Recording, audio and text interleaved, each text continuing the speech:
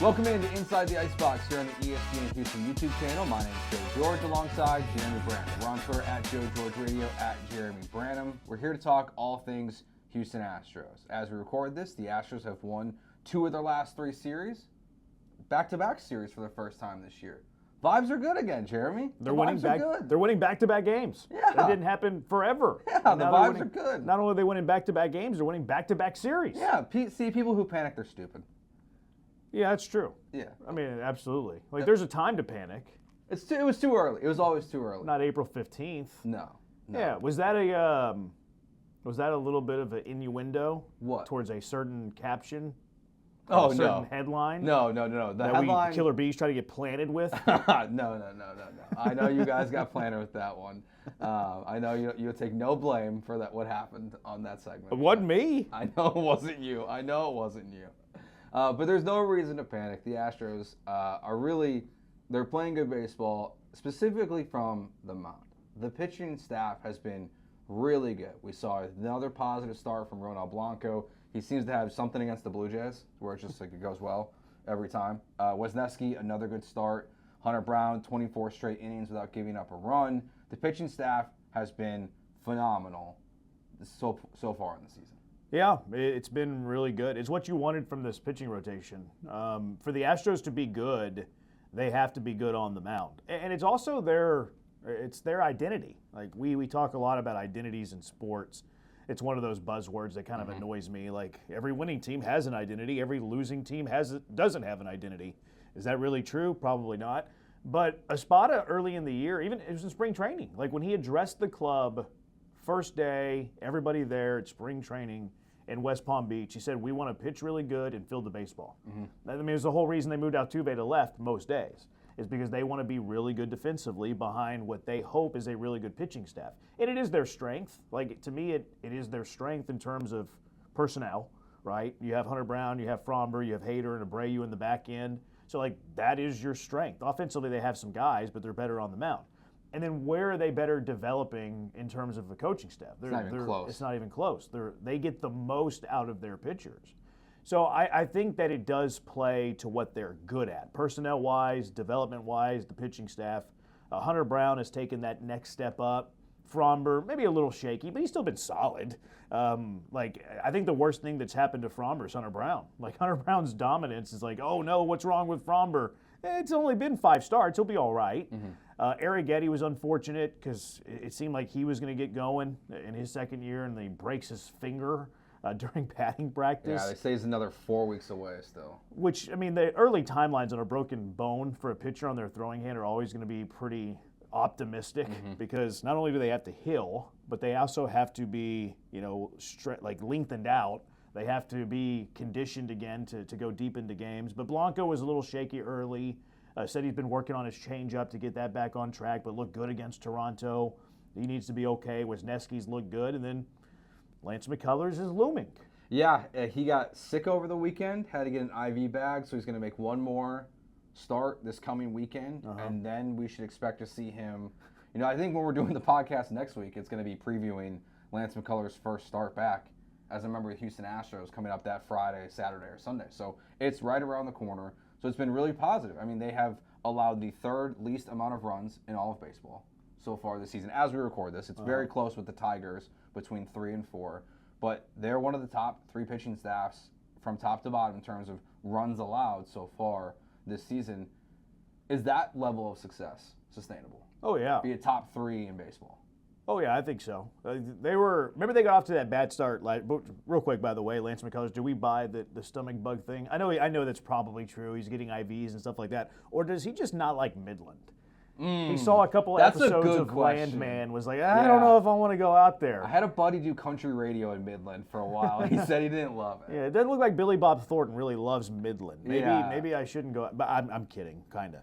If I was Lance, I was gonna get a stomach bug knowing I had to get one more start in. Instead, he does a bullpen session, throws 33 pitches in the bullpen, and then he's gonna get one more start in a normal city in the United States of America. I'm just throwing that out. It wouldn't be the worst time to get sick. Now the reports where he got IVs and stuff like that, so maybe we're making too much light of what was a serious situation. And I've had a stomach bug. We've all had stomach bugs. Rich people get IVs all the time. That's true. So that is true. we But don't stomach fit in bugs that are no category. joke. No, they're not. They're awful. 24 hours is the worst thing in the world. They're the worst. But yeah, I think it's sustainable. Like the Astros got off to a bad start last year on the mound because they threw like 58 pitchers in the first 2 months, and they had the worst ERA in baseball for X amount of days, X amount of weeks, and then it switched. And then after a certain point, I forget the exact date last year, who would remember that, but they were one of the best pitching staffs in all of baseball from like May on. It might even be correlated with Hunter Brown's turnaround last year. So like you get rid of the first 6 weeks, 8 weeks of last year, the rest of the year they were one of the best pitching staffs in baseball. So yes, I do think it's sustainable. And they have the pieces. Like we just went through the pieces. They have the pieces. There are certain holes in this pitching staff where there are question marks, but they have potential answers.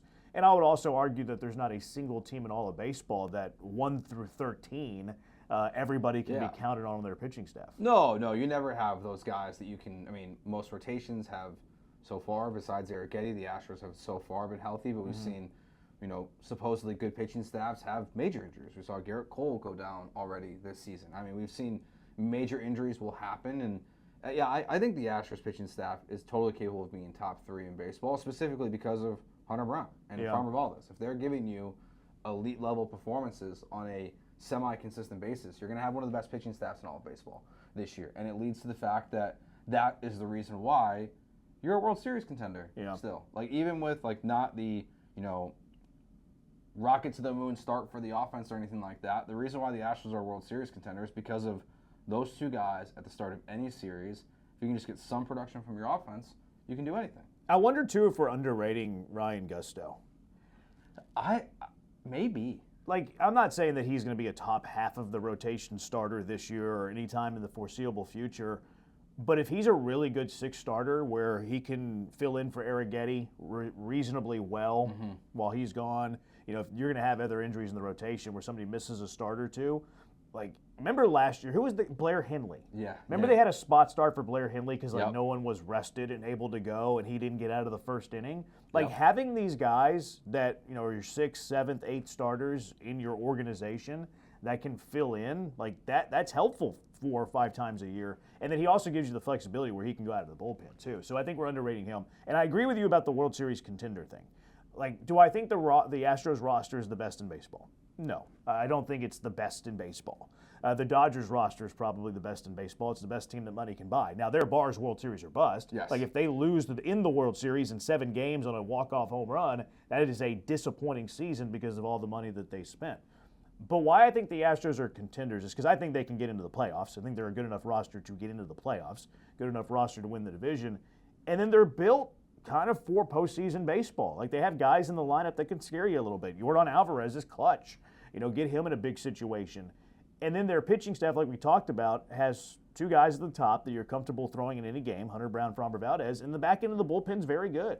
So I like their makeup and their roster build for postseason baseball. All right, so as we've seen, the Astros won their last 2 series, so it feels like things are changing, a little bit of positive momentum for the Astros. Fans can relax a little bit, get back engaged with this team as the Rockets are in the playoffs, and the NFL draft. A lot's going on right now. But what's the most important thing? Is there one thing that stands out from you the last 2 series from the Astros? It can be pitching, hitting, whatever you want to go. I think they've scored more. You're starting to see some guys that were struggling turn it around a bit. Yordan Alvarez is getting on base a bit more. Like, he needs to hit his stride for this team to be its best. Yandy Diaz's first 2 seasons in the bigs were kind of different. Like, his first year he hit 25 home runs, and then last year he almost hit 300. So it's like, can he be a combination of both of those guys? And instead he's been like the worst offensive player in baseball. Yeah. So I think at some point he's going to hit his stride. He's looked better too. Like, he's had better swings and better at bats. He's hit into some lineouts here recently. So he's starting to come around. I'm not sure his failure is the worst thing in the world. Like, I wonder if he's going to have to reinvent who he is offensively at the plate, which I think can maybe actually up his ceiling. Because if he's going to be a free swinger that swings at everything, he's never going to be what he could become. And he's never going to be a guy who, has Alex Bregman plate discipline. But Jose Altuve was a free swinger early in his career. He's kind of reverted back to being a free swinger now later in his career. Can Yandy find that Altuve level in the middle of his career where he got a little better at plate discipline, but it made him a better hitter? I think he can. But maybe these struggles will lead him to desperation to find that. And then Christian Walker. I mean, Christian Walker's had a few hits here. He's starting to look like the player that they signed. And those guys have to be good for this offense to be good. Yeah, the thing that is interesting about Yainer is on Wednesday morning, Dana Brown was on the flagship station, and he used the word anxious to describe Yandy Diaz. And like he's basically just trying too hard at the plate.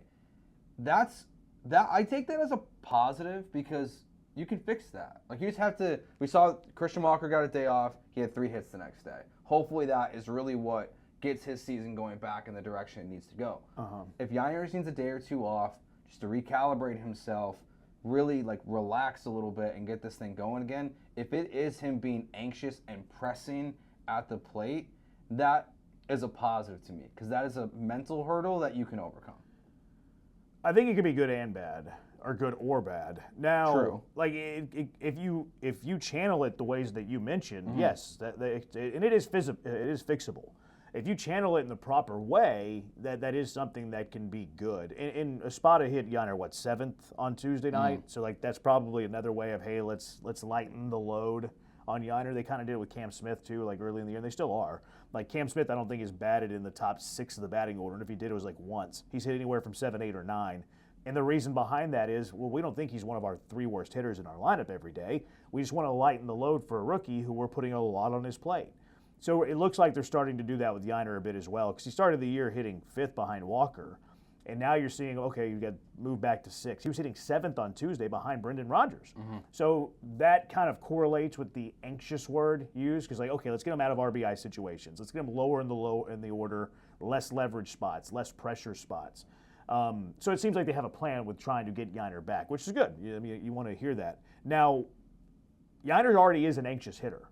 So if you combine his anxiety with already poor plate discipline, it all of a sudden a zone that is, 6 inches off of both corners turns into a foot off of both corners because he's trying to get it all back with one swing. And everything, and it can unravel. Like we all want our athletes and the guys that we talk about and root for to be mentally strong all the time. But if someone does get overly anxious, there are seasons where we've seen great hitters have really bad years because they just never figure it out. And if he is anxious, it might not take a day or two to get it back under control. It's like a team that falls behind by like 6 runs in the 3rd inning, and they're all trying to get it all back with one swing. Yep.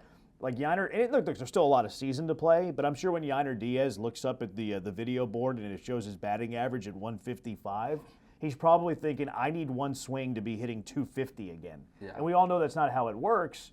But between his ears, that's not unusual for a baseball player. Like, okay, I'm going to start over swinging. Not that he's thinking these things, but it's just like kind of, subconscious. Like I'm going to get it all back with this one swing. And Yandy, I think, was doing that a little bit. I've liked his at bats better. Had the double on Tuesday. He had a couple of line outs in that game as well. So I think he's starting to come around. But play discipline's always going to be the thing that I watch with Yandy. For sure. Let's talk about Christian Walker. So in the last 2 series, after the 3-hit game, he had been 5 for 15. Now 3 of those hits came in one game. So a lot of it comes at once, but the day off was a very positive return. I have a theory on the Astros fans' panic. Okay. And I think it centers around Christian Walker. Let's hear it. Jose Abreu. Oh, of course. I think there is like hardcore Jose Abreu PTSD from the fans. Oh, yeah. Watching Christian Walker struggle this much. And I think that is some of the anxiety that fans are feeling early in the season is they don't care what Christian Walker can do defensively at first base. They see another highly paid first baseman coming in, struggling, coincided with former players leaving and having great success to start their seasons elsewhere. Like I think the Christian Walker and the Astros anxiety, it still kind of connects back to Jose Abreu. Oh, I think so. I think it's more than fair. Yeah. And like Walker does have good defense, and we've seen it on display. Like the little over-the-shoulder catch he had, what was it, on last Saturday, the 9th inning when Hayden was on the mound, give up that bloop double, and 1 out in the inning, and there's another bloop down the right field line, and he sprints back and makes an over-the-shoulder catch. Like that ball probably would have hit Abreu in the back of his head. So I mean, we've seen him pick and all of that. But you don't sign a first baseman for $20 million a year for a glove only. No. Like you want offense at first base. The good glove is a byproduct, and it does fit the identity of the Astros. We want to be good defensively, especially on the infield. But no, I think that's fair. I mean, the Astros are still paying Jose Abreu. They're still paying him significant money. I mean, if you combine the two players' salaries, they're paying their first base position nearly $40 million this year. So you want to see some productivity there. And Walker's gotten off to the slow start. I do think that fans remember the late 30-year-old Jose Abreu signing to a 3-year deal for big money. Christian Walker's deal pretty similar, 3 years, $20 million a pop, and he's in his mid-30s. So, yeah, there are some similarities there when you look at their career trajectory. I think Walker's going to be fine. I think he's going to come out of it. I think he'll be okay. Like you said, he has shown some life offensively as well. But he has to be good in order for this team to be good. Yeah, I just don't. As long as we don't see a home run in Sacramento like we did from Jose Abreu in Oakland, where he came around and basically ripped his jersey off in excitement because it had been such a rough stretch. Didn't he slide into the dugout? Yeah. Yeah, I don't think Christian Walker's going to do that. No, I don't think so either. I don't think Christian Walker's going to sprint around the bases and slide into the... I mean, Walker has a couple of home runs. No, I know, but that home run was when I was like, oh, this Jose Abreu contract's very bad. Because Yeah. it took him forever to get it, but then the celebration, because he got it, I was like, oh, that's not the guy that you paid for. You know, it was weird, too, because Abreu had pretty good savant numbers. He lost his home runs. Had his home runs had turned into doubles, but he was still hitting a ton of doubles. Yeah. And then it showed the bat speed, and then it fell off the cliff. It shows you how fast it can happen. Yeah. Because I mean, his baseball savant numbers were pretty good his final year in Chicago. Yeah. Like they were red. Like he was getting barrels, hard hit percentage, his walk rate was fine, his strikeout rate was fine, and then it was all gone overnight. Yeah. Overnight, it was gone. Okay, so we've talked about a couple guys that are struggling. Christian Walker, Yandy Diaz. Cam Smith had the 2 home runs, but he's still not been fantastic or anything like that to start the season. But those are right now the 3 weakest spots in the lineup. So I have this question. Look, we are early in the season. We've talked about how good the pitching staff is. We've talked about the lineup and the struggles. So where do they improve, in your mind, at the deadline? Like, when you think about, like, way in the future already, but, like, where you're struggling, you can't replace those guys, right? You're not replacing Cam Smith in right field. You're not replacing Christian Walker. You're not replacing Yandy Diaz. And your pitching staff's already pretty good. So, like, if the Astros are like, we need to add something to this team at the deadline, if you look at this roster right now, where do you see it this early in the season? I can't believe you're talking about the deadline. I was just thinking about this team and, like, away. well, you talk, how do you improve this team? Like, and I'm like, I don't know. How do you improve this team with, like, as this roster is constructed, besides adding another really quality starting pitcher? I mean, or bullpen arms. I'll play along. Thank you. Now, the reality of the situation is that in 3 months you probably have an injury or two. Yeah. You probably have a guy that has fair. gone down. It's like, okay, let's find a rental that can fill the gap there, whether it's a month or two or it's the rest of the year. But if we're assuming health, where can they get better? I mean, you're not gonna upend Cam Smith's run and right. Where Jake Meyers' bat is in center field, in 3 months, like he's not gonna hit 300. I know he got off to a hot start and he's kind of fizzled down a little bit over the last few days, but his defense is gonna keep him in the lineup, especially behind fly ball pitchers. So maybe you can find like the left-handed bat that they wanted in the offseason and never did, and you can use them, maybe not every day, but use them against tough righties or use them on days where Framber and Hunter Brown are pitching and they're ground ball guys, and you can get away with a weaker defensive outfield. So a left-handed bat would be something that I would be looking for. Even as you would use them in those situations, but you could also use them as a late-inning pinch hitter, a tough righty reliever. So probably there. Probably second base. It depends. Yeah, I mean, depending on Rodgers. Yeah. Depending on Rodgers. Also, like, I'm totally fine with Altuve playing left field. And I like the way Espada's doing it. Like, Altuve's playing left, DHing with the ground ball guys. And then you see when Wesneski, who's a fly ball pitcher's pitch, where's Altuve? He's at second base.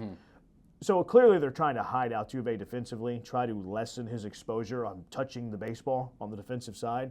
So I like the way that he's handling it. Now, There might come a time at some point this year. I thought of it more from like the Zach DeZinzo scenario, but maybe it's a deadline scenario where you like what you've seen making the move for Altuve to left, but you're like, we're struggling offensively. We're having a rough go of it, and there's a left fielder that's attainable at the deadline, or it's Zach DeZinzo, who all of a sudden is hitting so well offensively, and he's not yet, but has forced his way into the lineup. Mm-hmm. What do? Okay, well, let's get our best 9 offensive guys out there most days, and you trade for the left-handed bat. Zach DeZinzo forces his way into the lineup, and then they move Altuve back to second base. I do think that's a temporary solution because Altuve is still here for the long haul. I do think that they want him to play left field for the majority of the rest of his career.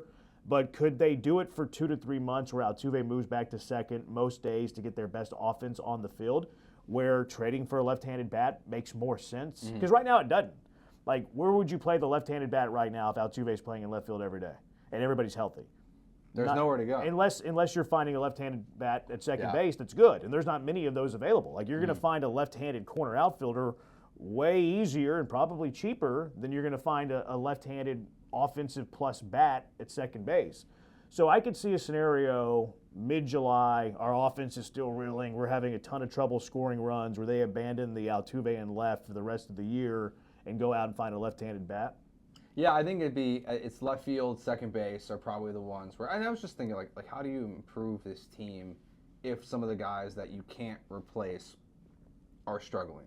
I did think your tweet was very funny. I'm curious how many people have picked up on your /S for sarcasm. Oh yeah, I know. About awesome. Zach DeZinzo moving to second base. Yeah, that's great. Did people catch up on that you were being sarcastic there? Or I think most of my followers have. Yeah, okay. They kind of caught the... Lance Erline's brother falls for it every time. I was listening back to Chandler Rome's podcast with Josh Reddick, and Josh Reddick was very against putting it on the hitting coach. No love for the other guy? There's another guy. Tyler and Stafford? I don't think he's in Stafford. I think his last name is Stafford. Oh, seriously? I think so. I thought it was like a radio caller. That's why he went by Tyler. That's Larry in Stafford. Whatever. Okay, Tyler. I think it's Tyler Stafford, isn't it? I didn't know that. Sorry, Tyler. My bad. Big leagued him like he doesn't even exist. I forgot. It's Josh talking. So Josh Reddick's talking about how like everyone wants to learn the hitting coaches, and this is from like 2 weeks ago, right? And how maybe it's just on the guys in the lineup, but I do think, again, seeing the success of Alex Bregman and Kyle Tucker early on in the season and the Astros' slow start, when you look at the blame pie for what's going on with the lineup right now so far in the season, where do you want to look at? Because I understand the pushback against blaming the hitting coaches, but we don't ever give the credit to Hunter Brown and Framber and Ronel Blanco and any pitcher that comes through here. All the credit goes to the pitching coaches. So the credit goes to the pitching coaches, but the blame's supposed to go to the guys in the lineup. And I feel like it doesn't mesh for me. I feel like there is a credit to one and a discredit to the other. It doesn't quite make sense to me logically. Yeah, I mean, I think you're overselling it a bit with the pitching stuff. Like, I don't think really? Framber and Hunter Brown's success has been like, oh, that's 100% right. the law Hunter firm Brown's of Murphy and Miller. Yeah, Hunter Brown is thanks to Alex Bregman and Ryan Presley. What? Because they introduced him in his new pitch last year. Oh, okay. Yeah. The pitching development of this organization is top notch. Mm-hmm. Maybe top 3 in all of baseball. They get the most from guys, whether it was Yusei Kikuchi last year, Hayden Wesneski this year, Arrighetti I think has been lifted, and I'm sure that they've obviously had some help in Brown and Framber, but like, if Hunter Brown and Framber pitched in some other random organization, are they going to be good? Yeah, they're going to be. Totally. They'd be just fine. Look, how much do Major League Baseball hitting coaches, how much do they actually have importance these days anyways? Like, all of these guys have personal hitting coaches. I do agree. Like, Alex Bregman has 5 guys watching video of every single one of his swings and talking about it in the lab. Mm-hmm. Like, we saw that from that YouTube that he had of himself. Several years ago. Like, I don't know Kyle Tucker's situation, but I'm assuming it's probably the same. So I don't think that their success has to do with leaving Cintron and Snicker. Mm-hmm. I don't think it has to do with whoever Chicago and Boston's hitting coaches are. Now, I think the fan base, from a peace of mind point of view, would like change just to see. Like, let's see if it looks different. Like, let's move on and see how it looks. I kind of feel that way about like the medical staff. Like Yes. I don't know if they're bad. I don't know if they're incompetent. Like there's a lot of clues there that I'm not fond of, but I don't know if it's from the medical staff. I don't know if it's from PR. I have no clue. I'm not privy to that information. But for my own peace of mind, if you had a completely new medical staff, I would feel better. Yes. And does that matter? No. Is that important to them? Of course not. I think it's the same thing with Cintron and Snitker. It might have zero value. They might be great at their job. They might be top 5 in all of baseball. Yeah. Especially with like how much are we actually giving value and weight to a hitting coach these days in big league baseball where they all have their own hitting coaches.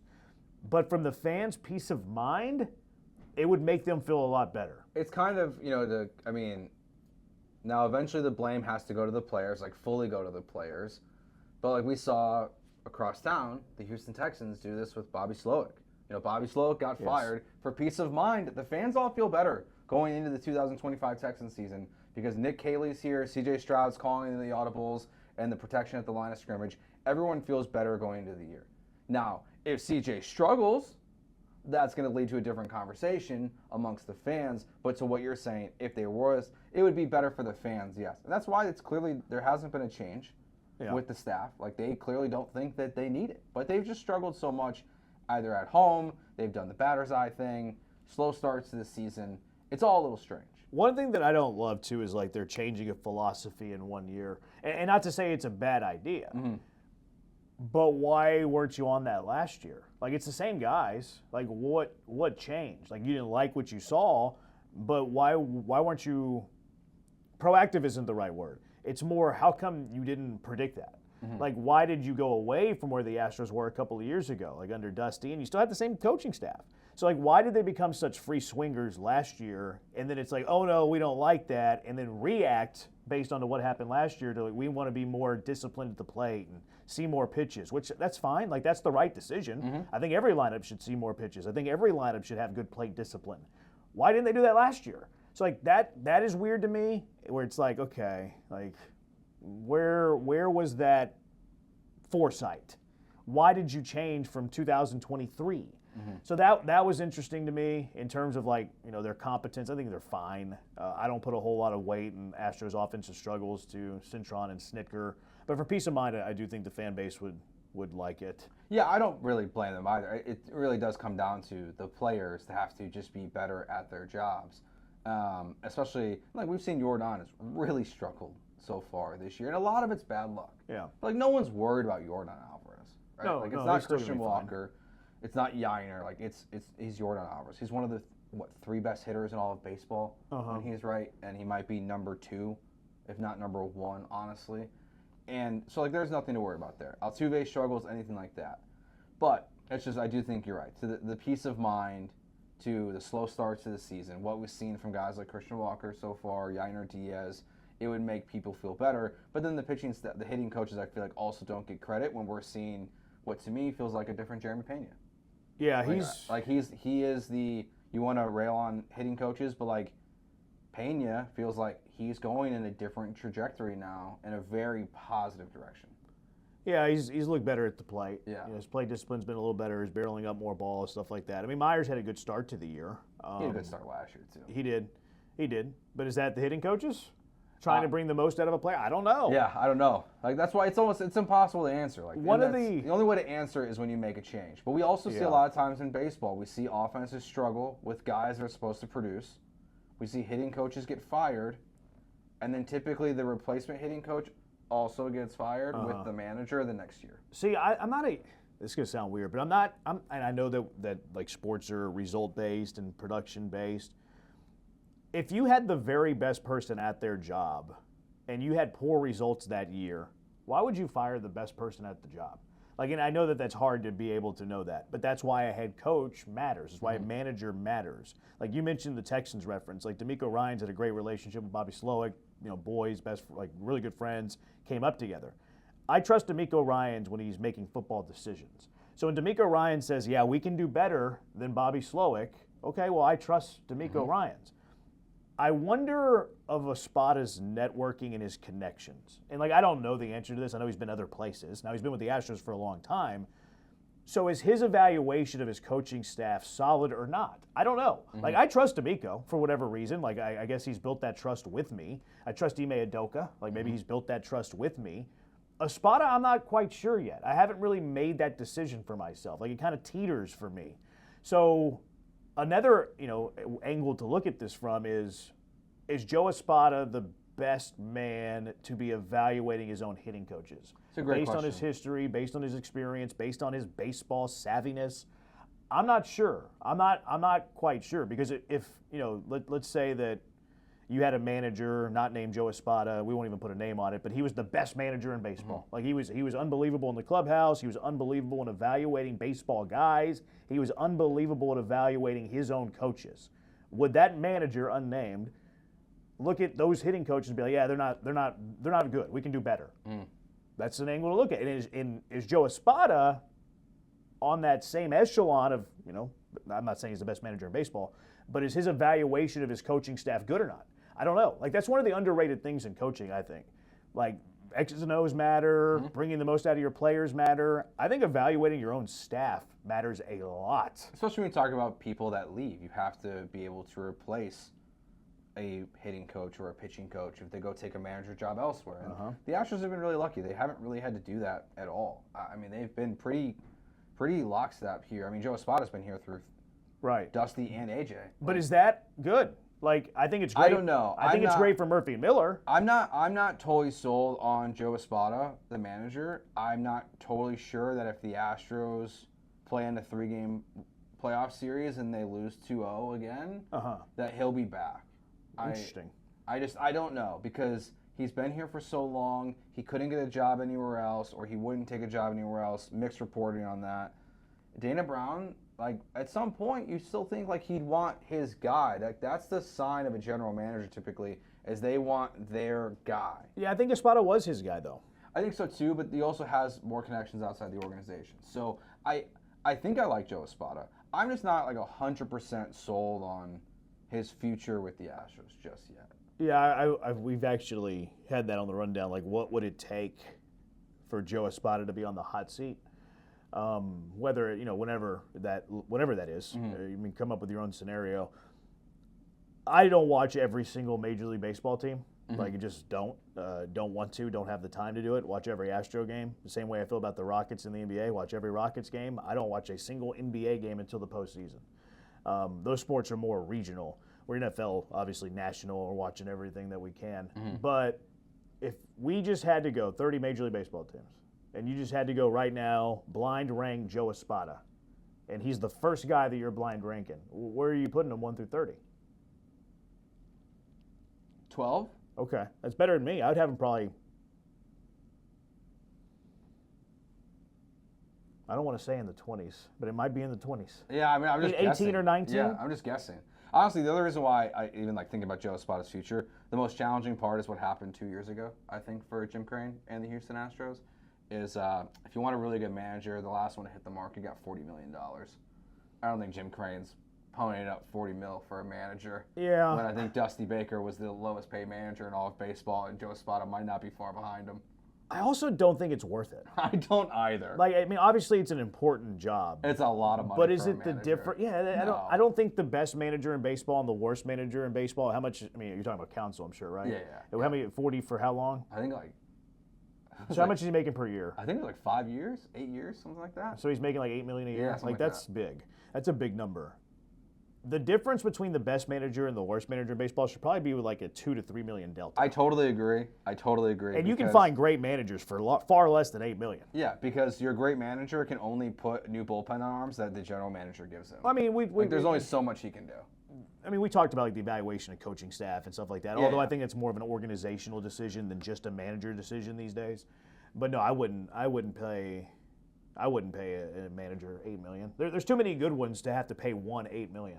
Totally agree with you. Yeah. It was, but you never know with them. So yeah, I mean, I'm curious. I'm curious to hear what you and Joel Blank will say about that at some point on the Killer. I kind of like the blind rank idea. That's pretty fun. Yeah. Yeah, that's all the rage these days. It is. We haven't started doing that at the station yet. No, I probably should. I think it's coming. I wouldn't be surprised if we start doing that like next week. All right, that will do it for this episode of Inside the Icebox. Remember to hit that subscribe button to the ESPN Houston YouTube channel, like our video, as we'll be back next Thursday morning with another episode of Inside the Icebox, talking all things Houston Astros baseball.